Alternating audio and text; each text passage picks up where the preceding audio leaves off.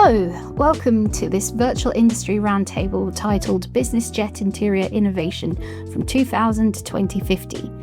This is a joint initiative by Aircraft Interiors Expo, AIX, and BizJet Interiors International magazine. This year is AIX's 25th edition, and so a great opportunity to reflect on the advances of the past 25 years and forward to the next 25. I'm Izzy Kington, editor of BizJet Interiors International, and I will be moderating today's discussion. I'm joined by four experts: Colin Carter, CEO of CineSend; Kucel, Director of Aircraft Sales at Townsend Leather; Lauren Kenealy, Marketing Director of Tapis; and Eric Hoegen, Director of Group Sales at AMAC Aerospace. So without further ado, let's start by looking at the key BizJet interior innovations from over the past 25 years. Going back to 2000, and obviously there's been a lot of major technological and social shifts, including the rise of smartphones, social media, streaming services. All of these have had a massive impact on BizJet Interiors. I wondered if we could start asking our panel about the major changes that they've seen, perhaps in terms of technology to begin with.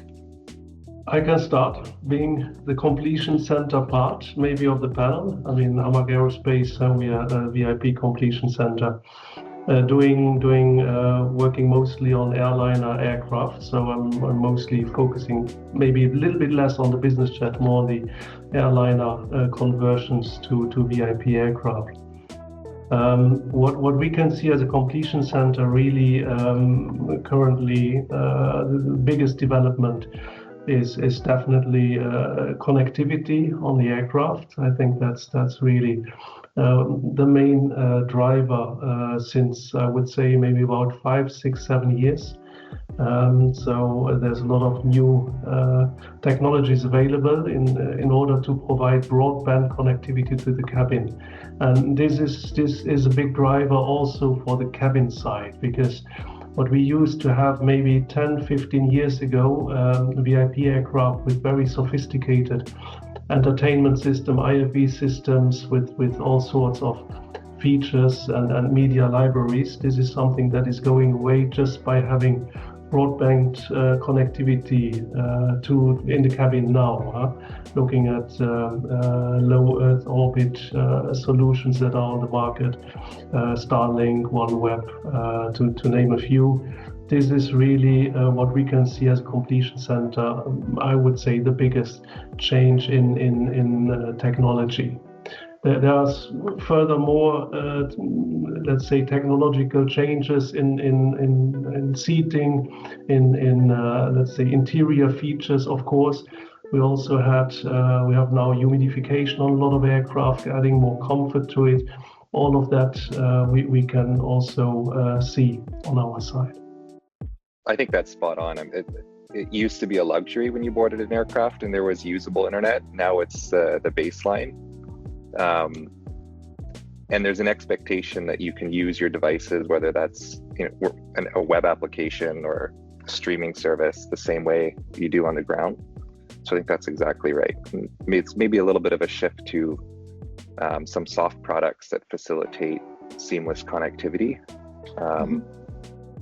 And personalization, I think, is going to be a new, I guess we're looking at the past 25 years, but getting ahead of myself there. Would you say there's been a shift away from more installed hardware? Absolutely. It is really moving away from fixed installed hardware to loose equipment. So as bring your own device. That's what's happening now. Everyone up to the VVIP customers, high-end customers, they're coming with their own phones, PEDs, and all sorts of devices. The only thing they would need in the aircraft would maybe be a couple of large monitors to display their content, but for the rest, they are mostly really focusing on loose equipment. Brilliant. Okay, thank you. Since 2000, there's been a growing focus on sustainability. Obviously, there are many, many facets to that, but how have the industry's material suppliers adapted to this shift? So we've actually incorporated it into many different ways. It kind of goes beyond the material. So our mills in Japan have started using solar panels and focused on water reductions and how to recycle some water and minimizing on scrap material for errors and making sure that the quality is top standard, so there's minimal disposal of materials before they even leave the facility. And then further adapted into that is we've started to look into more sustainable options, such as incorporating Tencel model fibers, which are beechwood chips from Austria, or partnering with Reprieve and EcoVera to get the recycled polyester that comes from plastic water bottles. This incorporation has something that's really been developed over the last 25 years, if not more. And then, of course, focusing on lighter weight materials, which I'm sure we'll touch upon later down the line. And then, of course, there's a bigger focus now on end of life as well. Previously, an aircraft would just have its life cycle, whether that be with one owner before it went to a fractional ownership or sold on the second market, and then they just scrap the whole thing. Now we're kind of looking into opportunities of where can it actually apply to? Does this whole thing need to be scrapped, or is it okay as is? How do you create more timeless designs that maybe it doesn't need to be switched owner to owner? And those are kind of end of life explorations that we started to explore more in the past few years as well. And Kevin, did you want to jump in on this one? 25 years ago, sustainability wasn't a primary consideration in our industry, but today it's nearly like an everyday conversation. It's funny, just before I walked in here, and Lauren knows my colleague Sherry, and Sherry had sent out an email, and she said sustainability continues to be a hot topic. So I wanted to say I got news for you. It's going to continue to do so over the next 25 years. So leather being the oldest textile known to man, our hides are actually a byproduct, of the meat industry. So, that's our starting point as far as sustainability. We hold ourselves to the highest standards, best practices. The tanning industry is much cleaner now than it was 100 years ago, 50 years ago, even 25. So it continues to improve. And we hold ourselves to that high standard. We live here in the town that our tannery is in. So we live here. We're raising families. My grandchildren live here. So we're always going to do our best. We're using mainly hides from Europe, and the European tanneries hold themselves to the highest of standards with the strict EU regulations. Equipment upgrades, we continue to add things like color computers that will limit the amount of finish that is used. So again, limiting waste and finish. We're watched, we're tightly regulated on our effluent. So we have wastewater treatment on everything that goes out of our tannery, and then ultimately goes to the municipal facility where it is treated again and, for a final time. Cutting machinery, basically, limiting waste and maximizing yield, cutting yields. Those are key things that have been added.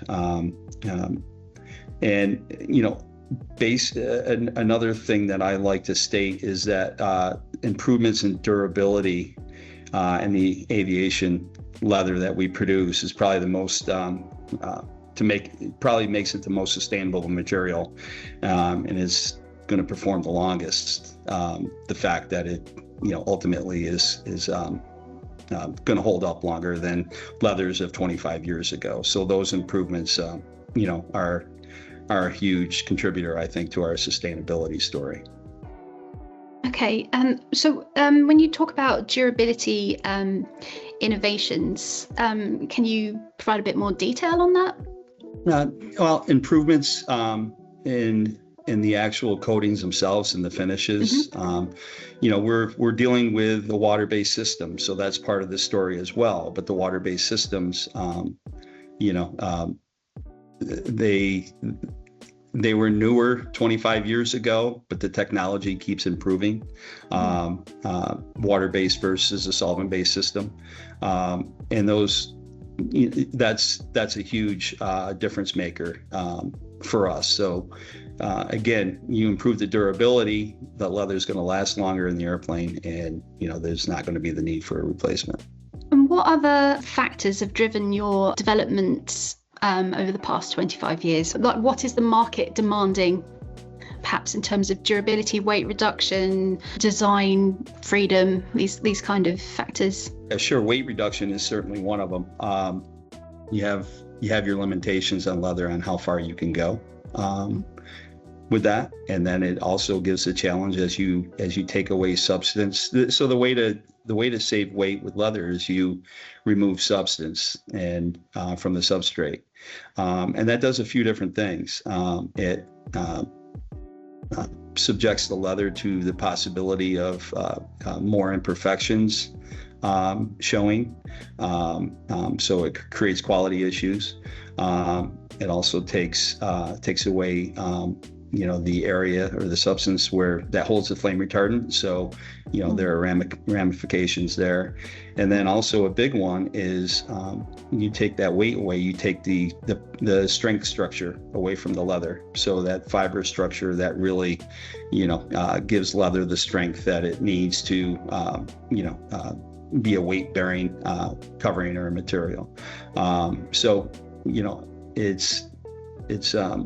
There are advantages, of course, on the weight side of it, but disadvantages where you're going to hurt your aesthetics, you're going to hurt your quality, and you're going to risk damaging that leather if it's used in any weight-bearing areas. So. And I guess with leather, like, the durability is a key part of, hopefully, it stands the test of time, which itself is reducing the amount of replacement and so on is a key part of that. Yeah, for sure. Sure, that's the key. And sorry, Lauren, you wanted to come in on this? Yeah, so durability definitely is increasingly important in the VIP world. Previously, where it was one owner, one aircraft, we've seen a huge increase in the past 25 years of fractional ownership. So where it used to just be one person, one family, one company, whatever it might have been, going into their aircraft, imagine like what a cab looks like compared to your personal car. Like, you kind of get that difference. I'm not saying that people are just going in the jet and destroying it, but you do have different people, different things. And then some people bring pets, some people have kids, some people have, I don't know, skis or whatever else might just be banging up things in the interior. So where to have that fractional ownership where you are getting these changes constantly, you do need to have a material that can uphold all those changes and the different people coming in and out. And then of course, lightweight applies to for our products, which are manufactured specifically to be a lighter weight material. And that saves on fuel, which is like the big push for it. You can use less fuel when it is lighter weight and provides the same durability. So it really helps to have that. And then of course, fortunately, ours is done with grain paper. So we can really change the grain or design or certain attributes of the product without changing the weight. Sometimes it makes it a couple grams a square meter heavier, but there's never really a drastic change, which is where you can have ultra leather on the lower sidewall in one pattern and on the PSUs and headliners and all those different applications with a different design. So it kind of creates more design opportunity. And we do work a lot with Townsend, and we often match to their leathers on the seats and we're kind of around it. So we do kind of go hand in hand a little bit as partners in some ways. Great, thank you.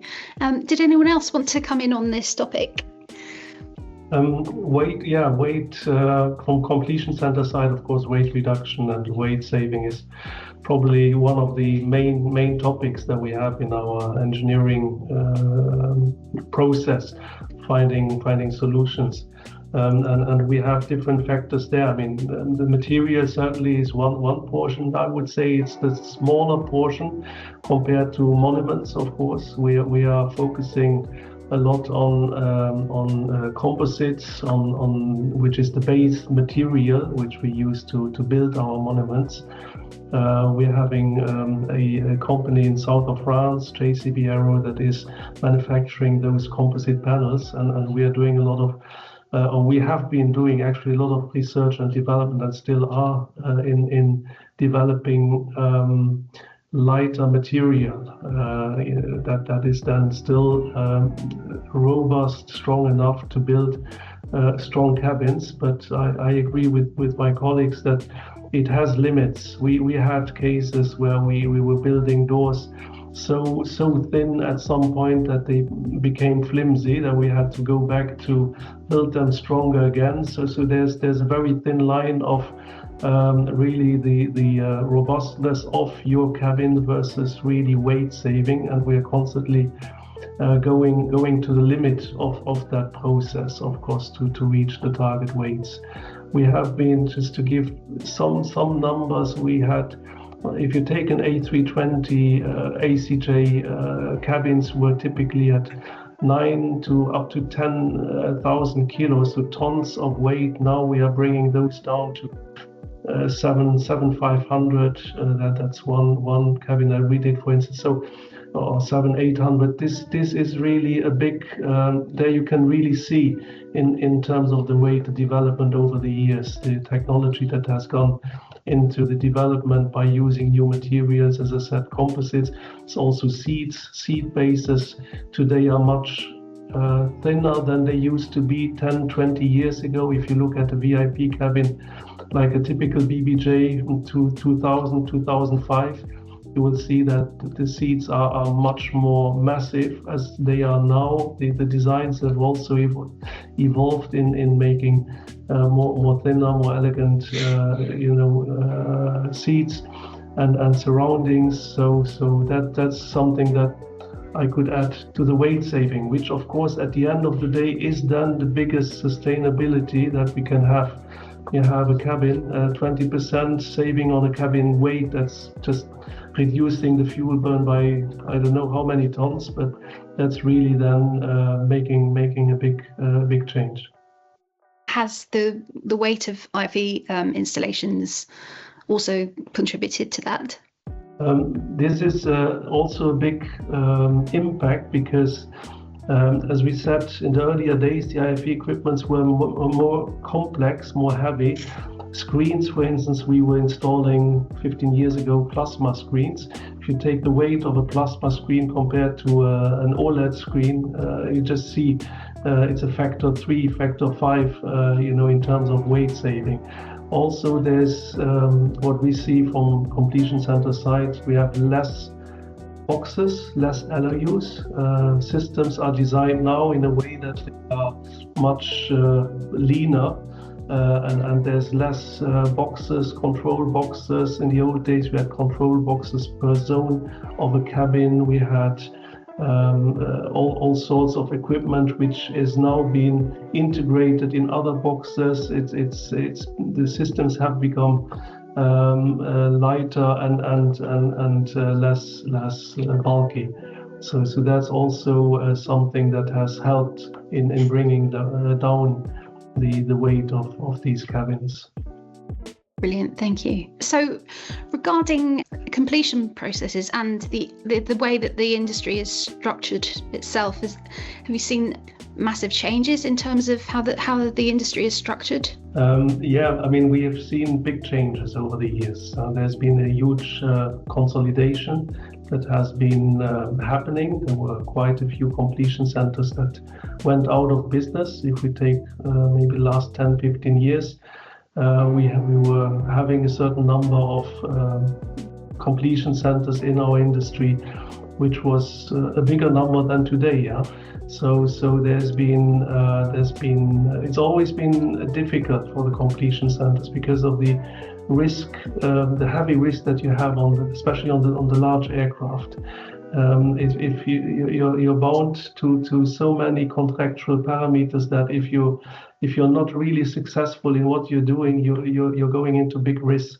And that's what we've seen in the industry, especially in the US. There were a couple of completion centers that are not in business anymore. So there's also been a consolidation taking place on the OEM side, on the manufacturer side. There's also, we were talking about IFE, for instance. There are less IFE vendors on the market now than there were 5 years ago. Even some of the big OEMs have gone out of VIP, IFE completely. So there's the industry is in movement. It's constantly in movement, and over the last years has been going in a direction where there are less providers. Because also in the couple of years ago, 5 years ago, there were less projects actually done. Now the big OEMs, Airbus and Boeing, they are selling again more aircraft now, which is good, I think, for all of us.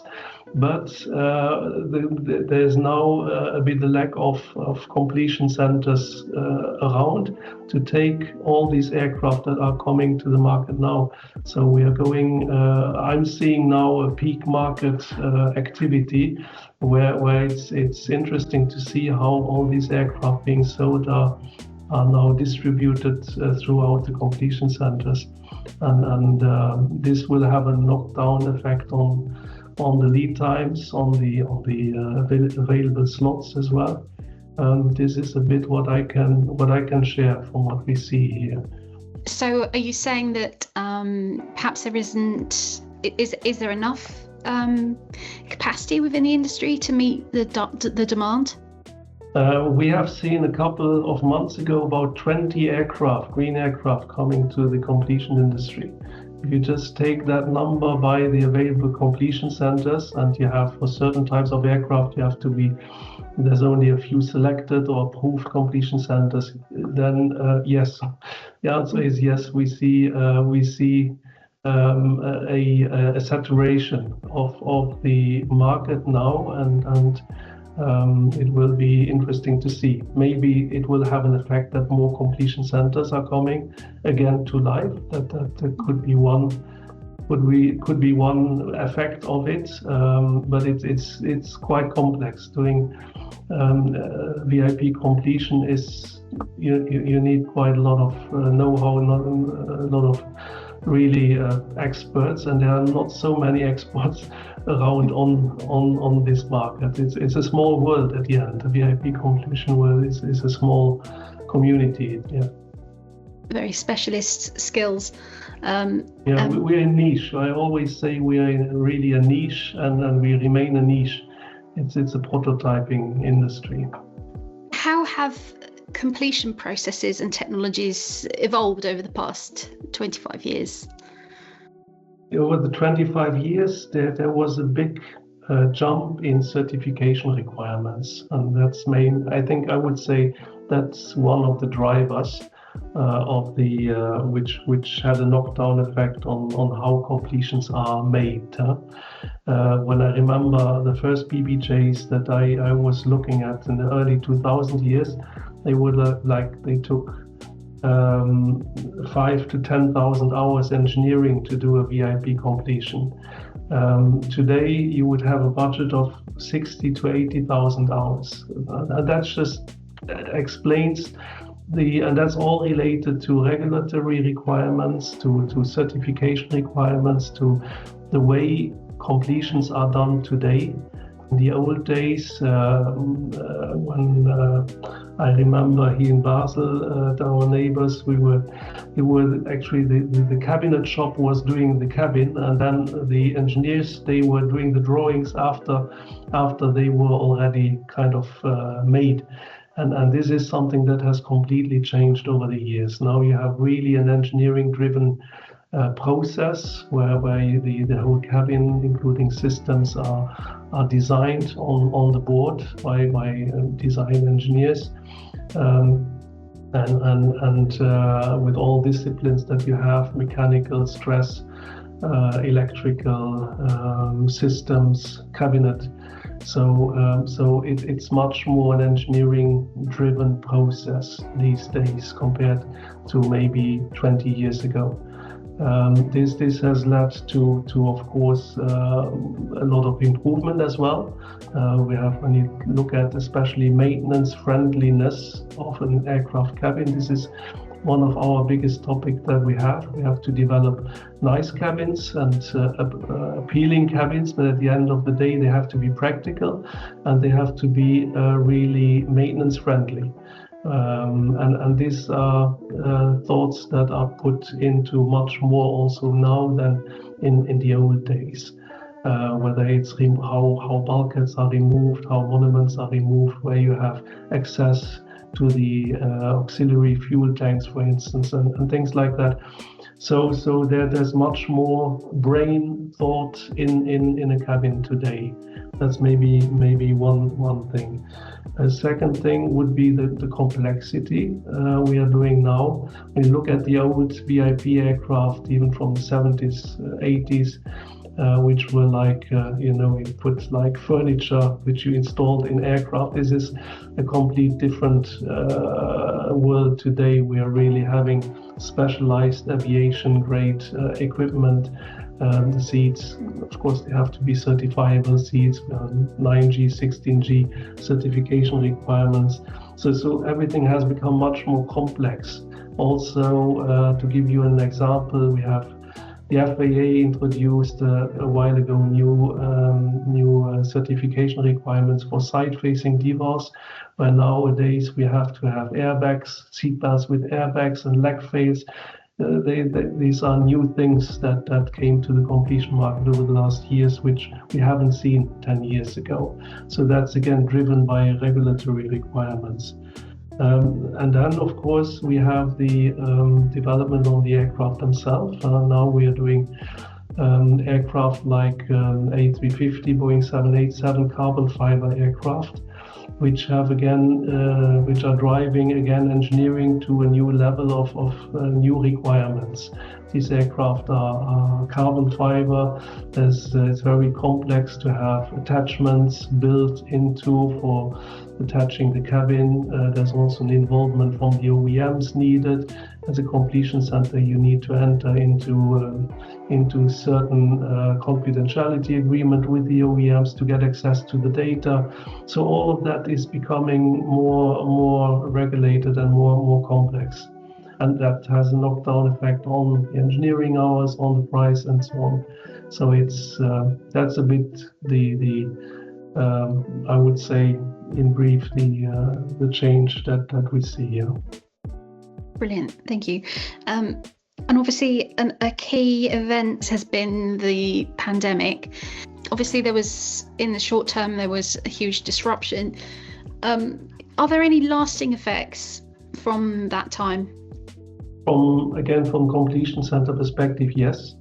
It has been massively disruptive, the industry. I mean, the industry was closed down actually for quite some time, and we've seen out of that, we never closed as a company, so we were always working throughout the COVID, and we were lucky enough to continue working on the project, but we could see it on the supply chain, of course.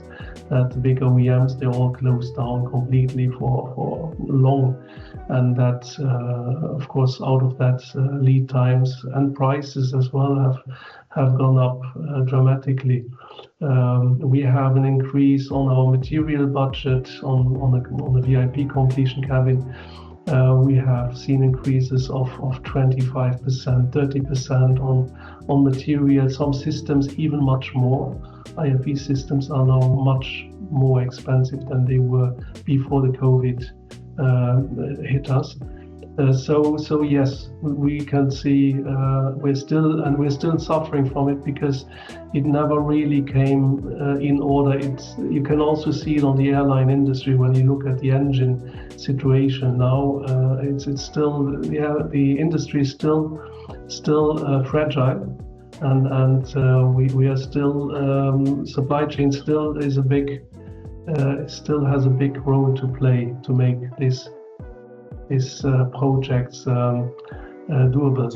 For us, it's difficult to explain to our customers that we need more time to do a VIP completion now than before COVID, but it's just also reality because of that delay of the OEM systems and material and general supply. Now, I wonder if we can distill what we think are the key innovations since 2000. What you think are the most important innovations in BizJet and VIP interiors? I think the cabin size, and I think it's all related to the long range aircraft have really driven it. So taking longer flights, longer trips, which expanding the size of the aircraft, expanding the size of the interior, and for us as a leather supplier, the expansion of the size of the seats means they need bigger cutting panels from the leather. So just really a case of driving larger leather panels, defect free, which is, of course, a challenge in our industry. To piggyback on Kevin's, because that was also Tavis's main point. So I guess suppliers think alike. To add a little bit to that would be to incorporate more personalization now in these cabins. Like they have the bigger space to, I don't know, some people are more like health active, or some people want spaces for their pets, and some people want this certain application applied into their cabin. A big one recently was Paris Hilton wanting her whole plane with the pink and the gray and all that stuff. So those personalization aspects are a big one. And then also the concept of easy to clean and durable, just to echo on my effect before of the charters and quarterly ownerships and all those fleet operators are much bigger than what they were, and it's going to continue to grow. I mean, since COVID, there were some people that was the only way that they could travel, and they got used to the ease and accessibility of it, that they'll probably never go back to commercial travel. So to have that growth just continue continuously was a big change that we'll probably continue to see. I think connectivity is a big one. And everything that it will unlock. I think one of the questions was what looks outdated in the cabin. I think embedded systems are probably the most outdated looking thing. The old moving map monitor at the front of the cabin, or what have you. So I think those are probably going to be the fastest to change as we, on that kind of IFBC side, become less tied to hardware and physically installed displays. I would add one of the biggest innovations is humidity. This is something that we are installing since a few years. I mean, it's now probably 10 years plus. We have humidification systems, and as Kevin was saying, really long-range aircraft. We are now building cabins for aircraft that can fly 20 hours plus, and that is really a key driver for the personal body comfort. Adding this humidity to the cabin. We're also going to look at when you look back on the BizJet cabins of the beginning of this century, what looks most outdated? I can start. I would say colors. I think that looking back, you can have those very warm, yellowy, creamy colors, darker browns, that very warm just hues. And now it's gone to more cooler tones, such as like the light grays and taupes and whites, and to have that very clean feel to it. I mean, you can look at a cabin today and one from 25 years ago, and you can see the color difference almost in every image. So I would say from a material supplier, that's definitely one of the biggest changes and what seems very outdated currently. Brilliant. And Kevin? That was kind of where I was going to go as well, but since Lauren took that on me, I think the older cabins seem to be more segmented, and they had more of a less open and more of a corporate feel versus today with the open layouts and, you know, the lounge environment and, you know, almost like sitting in your home. So to me, that seems like the biggest change. Brilliant. And Eric? For me, it's the shape of the seats, actually. If you look at 20-year-old BBJ, ACJ, they will be square, quite squarish and clumsy, big. Today, we have seat designs that are really thinner, elegant, contemporary. There's been a lot of development on seats. Yeah. Well, that brings us to the end of the first section, looking at the past. And now we are going to look to the future, the next 25 years, which takes us to 2051, actually, believe it or not. And again, as we touched on earlier, sustainability continues to be a massive focus. What steps can the BizJet Interiors sector take to reduce its environmental footprint going forward? I mean, I'm going to just echo on what we said before of lighter weight materials and just keeping them durable so they do have a very long lifespan.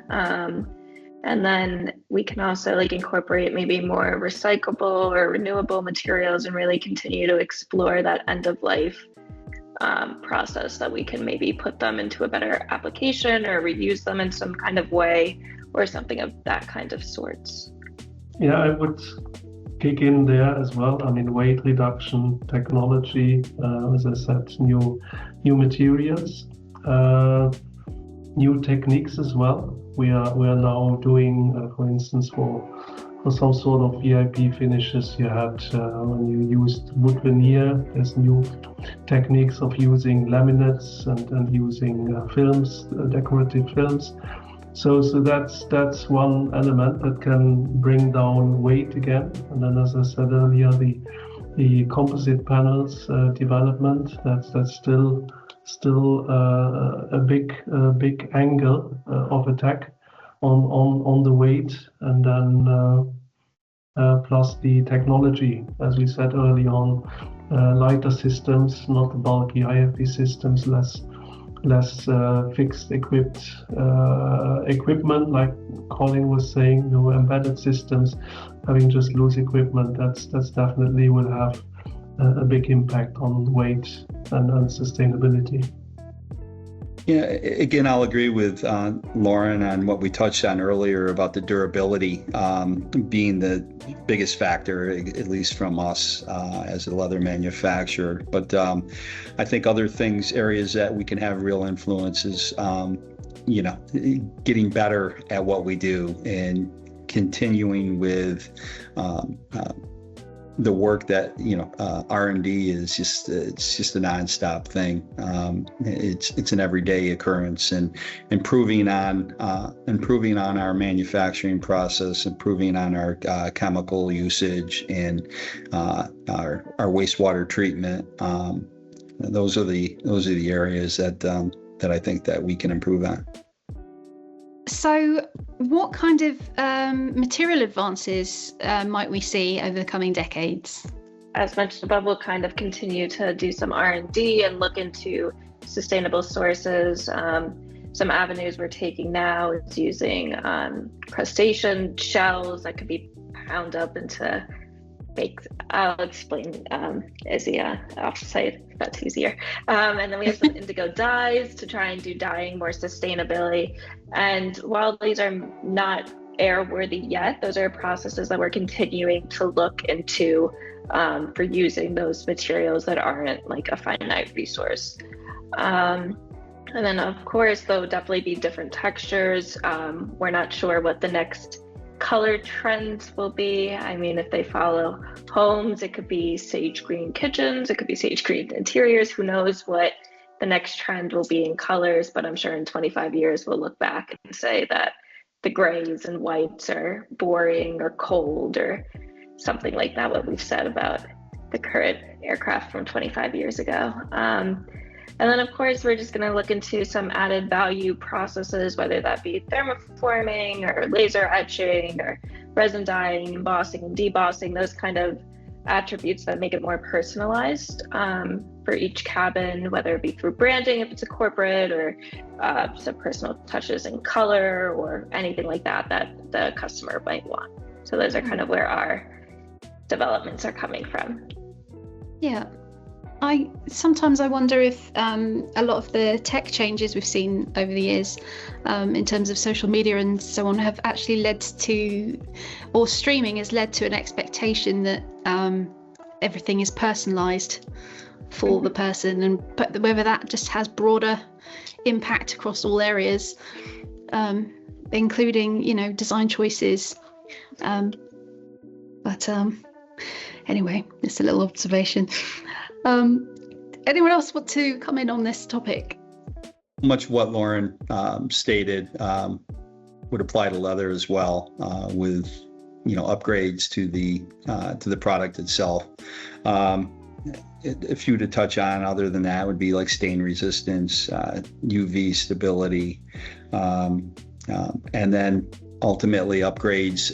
You know, we're constantly looking for better ways of processing, you know, to help achieve a more consistent grain level in the leather, which you know, would consist of maybe different drying processes and different softening mechanical processes that we could do to change to improve the leather grain structure itself.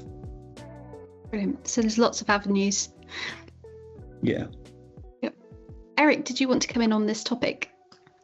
On the material side, yeah, as I mentioned earlier on, the new techniques, the new laminates, the new films, this is definitely something that is evolving quickly.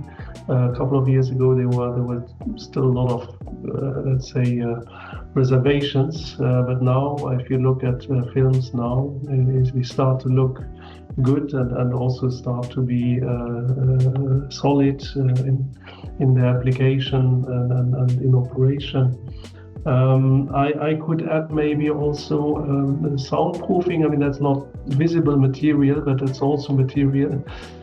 Sound proofing is very, very important because we are bringing down sound levels considerably. We are now seeing aircraft with below 45 decibel seal, which is really a very, very low value. When maybe in the old days 50, 55 was a good target. Now we're down to 45. Some completion centers have reached down even to the 40 dB level, and that's only possible by new material, new techniques, new development on that side. Because that's especially on the VVIP market side, that's really wanted by our customers. Okay, perhaps now we can get into connectivity, IFE, cabin management. What advances might we see by 2050? I think it will be completely hardwareless, all delivered through the cloud. And we're already seeing this starting to happen in the commercial space. So United recently, on a few of their narrow body programs, are offering cloud streaming where there is no hardware at all on board. Starlink equipped aircraft. You open the United app and you watch content directly within the app straight from the cloud. I think that's going to happen across the board, and a content cache on board will completely go away in 25 years as connectivity gets faster. I think that's going to be the biggest change. I don't know if Eric is seeing the same trends. I fully agree. That's on the IFE side. We will see still on the VVIP side, we will still see large monitors. There's a couple of new technologies there. We've seen curved monitors now, especially on the upper part of the balance panels. So just to accommodate the shape of the fuselage, we will see maybe on the audio side. I would add that there's nice things happening on the audio side. We are now on Atmos Orbi sound systems that we are installing. So there's also that continues as well to be developed. 7.1 Atmos systems are really nice to have. And then super connected. That's what I wrote in my notes. Being super connected. That's what it will be about. Yeah. And what about cabin control? Might we see more uptake of having controls integrated into other cabin components? And there's been, ideas for like windowless cabins with screens replacing windows. What's your take on all of those kind of technologies? Windowless cabins, we don't see, but what we see, there's a lot of technology also happening in window shades. We have we have the classical window shades, but we also have now electrochromatic window shades. This is something that is coming more and more to the VIP market. It's not specifically my domain, but I think if we look at who the next generation of BizJet customers will be, they grew up with smartphones in their pockets.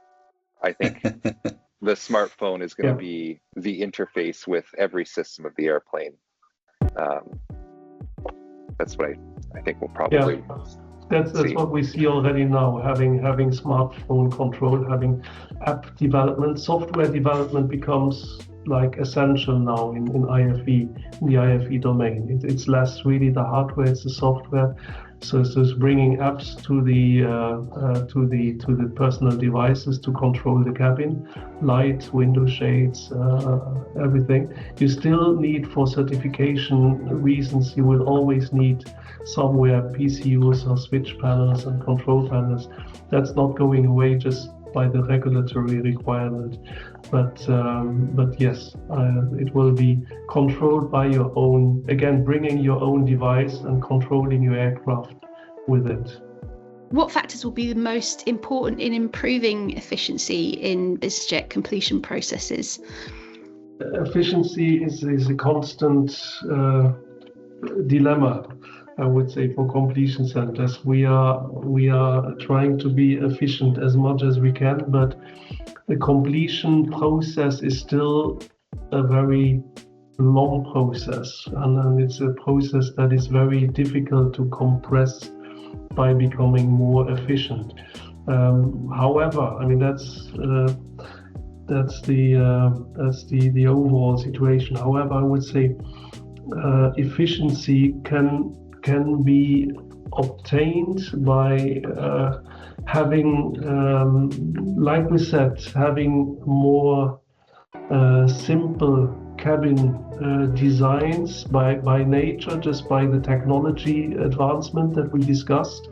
So that is having a good impact somewhere on the cabin.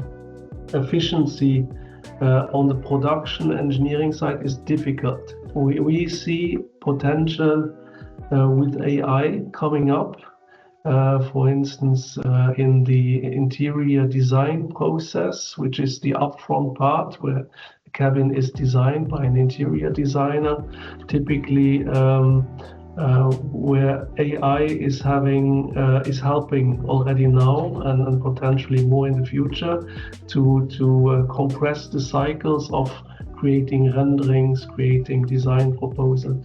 This is something where probably there will be efficiency gainings. Then again, as we said earlier on, we're still suffering from COVID. The procurement process will remain what we call the critical path on a completion project, which is the part which you cannot really compress. We have the lead times of very busy OEMs. that are difficult. So efficiency would need to be also tackled on the supply chain side with the OEMs. That will be challenging, however. On the production side itself, once the aircraft is in completion, then of course we are building efficiency by reusing parts or reusing concepts. This is something that we are doing more and more, also for cost reasons, because we have sometimes would always think of VIP customers having very deep pockets, but we have budgetary constraints on projects. We also have customers, government customers, for instance, that are budget oriented, and for those we are developing more and more modular concepts where we are reusing, for instance, a Club 4 seating which we already developed, which we can reuse, maybe just change the leathers and the material. This is also part of the efficiency. We can also have bedrooms, bed installations, monuments that we can reuse if we are allowed contractually to reuse them, because that's another constraint that we have. We are under very stringent contractual terms with our customers. Sometimes we are not allowed to reuse anything because they want to have a unique design and a unique cabin. So it's again a very thin line, but we are trying to develop modular concepts. We have projects also with the OEMs, especially Airbus is having this modular. They have a catalog, they call it the rebuild catalog, and they present it to customers to give also ideas for cabins, where they can choose from predefined cabins that have already been developed, that have been built, that are allowed to be replicated. And here this is also maybe efficiency in a way. Brilliant. And I suppose actually we didn't mention it earlier in talking about the past 25 years, but obviously there's been a big move of digitalization. Would you say that has been a big efficiency booster for completion centres? Definitely. Digitalization is improving things on about everywhere, in software, in tools, in the way you are developing. In the old days we were developing in 2D, in AutoCAD 2D. Now we're developing in CATIA in 3D. So all of that is bringing gains and bringing advantages and moving the industry forward. So is AI a kind of building on that? AI, we are looking heavily in AI, but AI has limitations on the completion. We are using AI for the operational part of the completion, but AI will not develop an engineering drawing, for instance. This is a field where it wouldn't work, it wouldn't be allowed even. So AI, you can use AI in some fields, but not everywhere, not all around the completion process. It can be a very useful tool though on different project management side, on sales side we're using AI more and more, but doing the interior design, and as I said, also in the interior design process AI is useful. But then when it comes to engineering design, we're having this translation from aesthetical design into engineering design.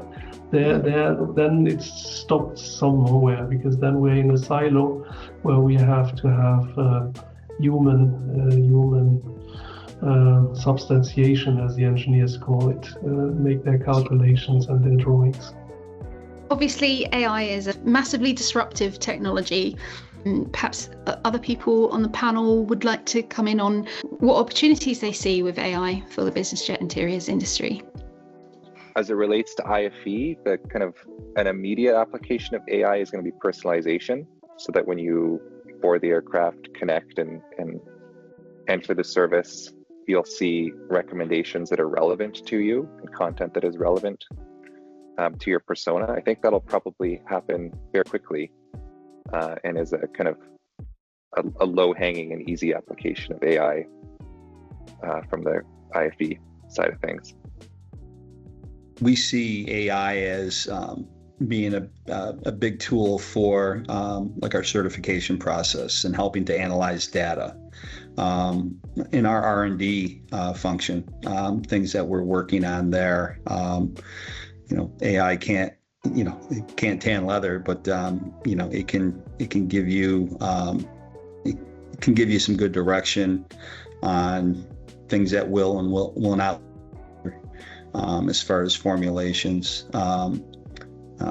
We found it to be very helpful in some of the R&D that we've been working on with some environmental, 100% environmental, safe type tanning formulas, things that we're working on with, trying to turn mycelium into leather, and so it's been very helpful in those areas. Interesting, thank you. And for us, one way that we think that we could be really beneficial to the industry as a whole is for forecast. As any supplier knows, forecasts are one of the best things you can get. So if they can project what they'll need, instead of having someone go through and look and pick out every individual color and say, oh, it's this supplier, that supplier, it could just spit out to that supplier what's going to be needed by what date. So we don't have that quick turnaround time, or we have it, oh, this is a super rush, or if the ball gets dropped somewhere. As any completion center knows, timelines are very important, and somehow they just keep on getting shorter, which does end up affecting, I know it's not from the completion center, it's from everywhere. Everybody's like, we need this now. It's from the customer, it's from all that. So to kind of have that forecast ability of analyzing data or what is actually needed instead of having someone go and do that, I think that could help greatly.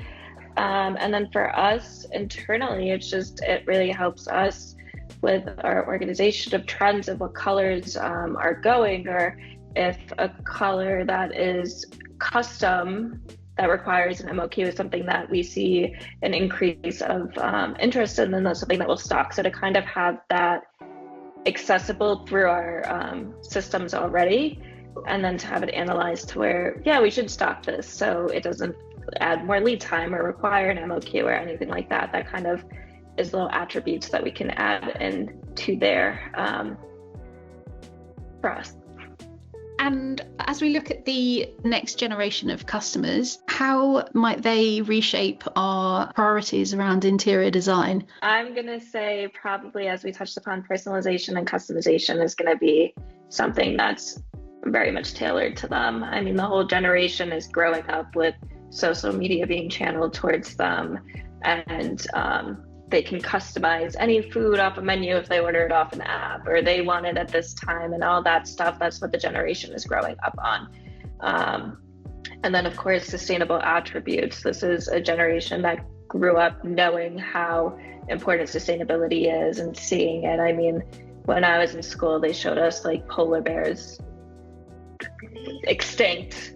So that's what kind of scared us into like not using straws and not doing this stuff. And that's kind of what this generation is growing up with times 10 of seeing the global warming and the ozone layer and all this stuff so readily accessible to them. And that's why sustainability is now much more a drive. And then also they want more of like a functional aspect of their jet. They want to be able to have their meals to their preference, and they want to have a space to work out if that's what they want to do, or if they want, they're definitely more health conscious as well. I mean, we track everything through your Apple Watch or Oura Ring, and we're drinking less than the older generations, and that's just mostly due to like health benefits and all these other different things that health is really prioritized for these people. So they want that functional aspect still applied in flying. I mean, every time you get off a plane, whether it be long haul or short, you still feel cramped and you're tired, and you had to go through the airport, and now you're waiting on your bag to come, and you don't want any of that. You just want in and out, healthy, relaxed, all that stuff. So that's kind of what I or tapas foresees for the next generation of traveler. Brilliant, thank you. And Eric? What we see is the next generation of travelers. We are working a lot on governmental Middle East aircraft, so that's a big topic for us, and especially there you can see the transition from the old leaders to the current leaders. And as our customers, the ultimate users of the aircraft today, are much younger than they used to be. We have now 35-year-old head of state rulers versus 70, 80-year-old kings in the past. And that's this makes a lot of impact on two things. First of all, on the cabin, on the design, more like we were mentioning early on, we had segmented cabins, a lot of different rooms and so on. Now open space, open cabins, that's really what they are more looking at in general. The design, much lighter. Middle East used to be brown and gold in the old days. Now it's very, very different. It looks really European, contemporary. You wouldn't really recognize, let's say, looking at a cabin design now in the Middle East, that it would be Middle East, could be anywhere in the world. So that's something that I can see. The other second thing is really the impact of the new customers on the aircraft type. The aircraft are becoming smaller. They used to have large aircraft, where now the son, who is now the ruler, he would like to prefer to use his G650 instead of the 747, for instance. I mean, that's painting quite a big picture, but that's a bit what I try to say. Yeah, it's a whole new generation that is much more mobile, much more connected, and less really focused on status, on what it used to be in the past. So that's a bit what me, at least, what I can see in this new generation. Interesting. Thank you. Kevin, did you want to come in on this topic? Yeah, I just will piggyback on what Lauren said. I think she really hit all the points that I was going to go with. But material performance is the key, I think. For this next generation coming in, it comes down to durability and ease of maintenance of their materials and of their interiors. So I think that's definitely fits along with the sustainability piece, and I think that's those are the key things that we're going to be looking at. Now, when we are in 2050 and looking back at today's cabins, what do we think is going to appear most outdated? Yeah, I think we covered the two big ones. I think built-in technology is going to feel outdated, and the phone is going to be the interface to almost everything.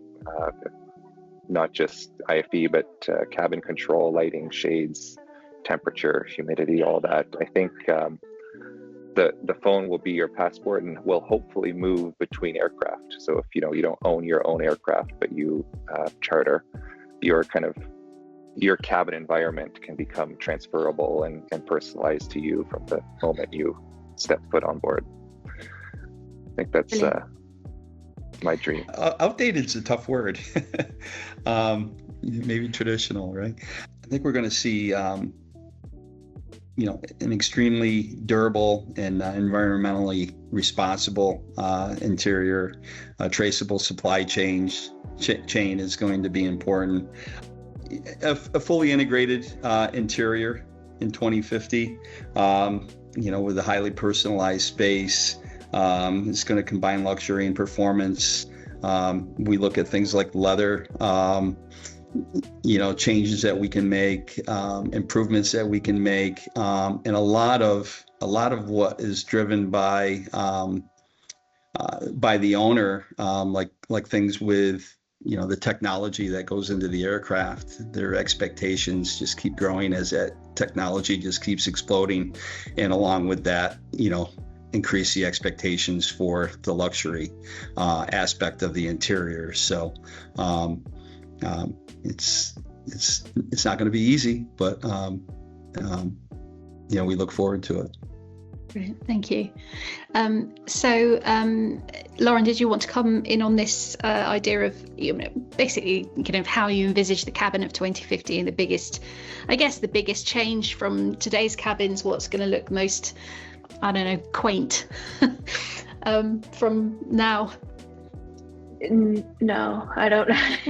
I mean, there definitely are things that are going to be different, and I don't know how much really it's going to change per se. I mean, if you look at what the actual structure of the aircraft is 25 years ago, yeah, the seats have changed and the colors have changed and it became bigger or it became more homey or whatever those things might be. I don't think it's going to change too much of that, but I do think it's going to be using more things in collaboration with one another. So like whether that be like peel and stick like panels, so you can change it in your fractional ownership. So instead of having the same white, if somebody was like going for a corporate event and their corporate color is blue, you can put the blue panel on, kind of like we're seeing in first class cabins in the commercial market, where they have like a Starlux or a KLM, where they have that soft touch 3D dimensional panels that can easily be changed out through a partnership with Thor foaming or whatever it might be.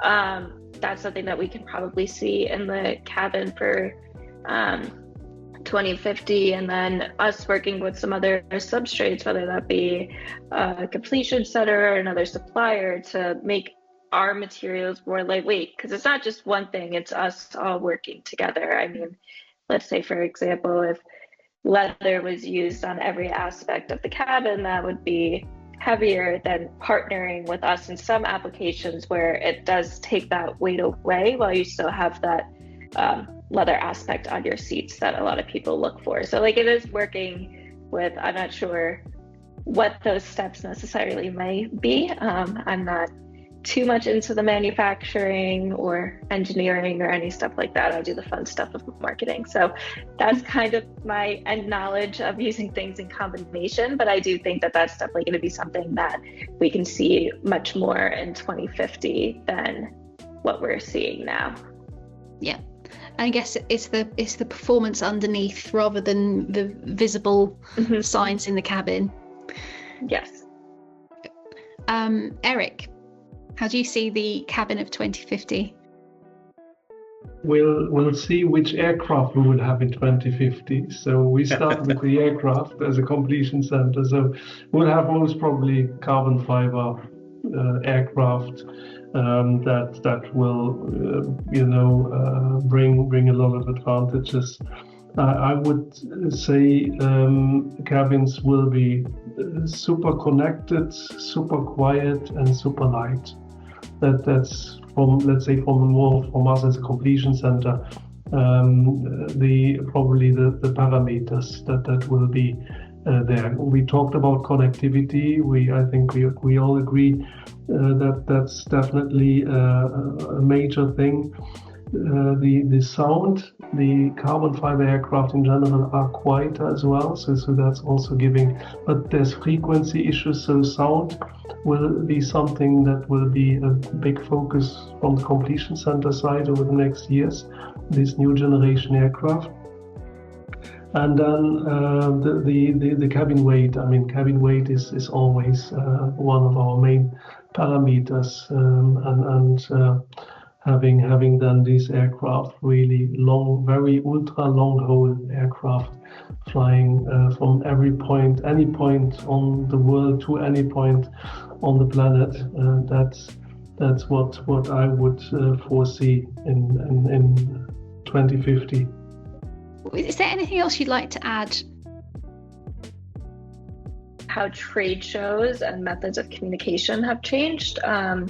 So AIX previously in Hamburg used to just be fully commercial, and now we kind of have people from the VIP side like floating in. We're now having the VIP section, and what used to be MBAA used to be the biggest business jet. the one in Las Vegas or Orlando, I know that they switch. So the big one in October every year used to be the biggest event for them. That was kind of like their AIX Hamburg. However, some OEMs now have switched to doing one-on-one private showings, so they don't do a static display anymore. eBay's, I feel that they have kind of followed in that trend. And then Red Cabin emerged 3 years ago in the VIP market, which gave people another outlet to kind of platform and do that one-on-one networking that has kind of switched around. So to go from MBAA being their biggest to now them migrating into other different shows and different forms of communication with the one-on-one and all those different ways, I think that was a really interesting change to see, even in just my 5 years at Tapas, to see how that happened. And I'm interested to see what either something new will emerge, or maybe they'll start doing certain OEMs host private events for suppliers or customers or something. I mean, the opportunities are really endless here, and I'm not quite too sure where it's going to veer to, but to have that change was definitely interesting to see. Yes, thank you for bringing this up. Of course, AIX this year launching its brand new BizJet Interiors Zone is very exciting, and I know that they've seen a big uptick in suppliers showing business jet interior solutions. I know that you're all representatives of exhibitors at the show, so perhaps you'd just like to give a little sneak peek at why people should come to. At Townsend, we had at one point been I don't want to say a big player, but we were a player in the commercial aviation market. We're going to be showing a kind of a limited line with some different patterns of leathers that what we're hoping to target is some of maybe the smaller airlines that, they're not completing a very large fleet of aircraft, but they might need some sort of customization with minimum quantities that we're certainly capable of producing, and our business model and our factory model floor print is really geared towards that. So we were there last year, and we kind of found that there was some interest there, and so we're going to go back this year, and we're going to show some of those products and see if we can get it to take off. We will be exhibiting AIX not under the name of AMAC Aerospace, but under JCB Aero, which is our company branch in south of France, close to Toulouse, who are doing this composite, who are really specialized in composites in all sorts. We will have quite a decent stand, and we will be exhibiting all the catalog of our panels. So we will be exhibiting the whole 9 yards of all our composite panels, carbon panels, floorboard panels, which we are looking forward, which we are excited. We are very excited to the show. It's going to be the first show since a while for us. We had to skip Dubai, so we are eager to be there soon. So we're going to be focusing mostly on innovation and R&D development, kind of showing how we're taking that next step for what's required in commercial and VIP. We are sending our whole team, which covers eVTOL, BizJet, and commercial. So it's kind of a place where everyone gets together, which is nice for us to have that. And we're excited to touch upon all the innovation, design concepts, and sustainability. Those are kind of our three big pushes. And then, of course, from our seat OEM partners, we will be showing some seats on our stands with our material on it. New high-speed connectivity like Starlink is allowing passengers on board aircraft to stream video from the ground, just like they do at home. We're really excited to be showcasing our new streaming IFE solution that essentially allows passengers to enjoy licensed content on board private aircraft on personal devices or fixed displays. please stop on by our booth. We'd be happy to show you a demo of the solution in action. And of course, BizJet Interiors will be there too, alongside our sister publication, Aircraft Interiors International. People can drop by and speak to the team and pick up a copy. Well, I think that just about wraps it up. Thank you all so very much for sharing your insights, and thank you for listening.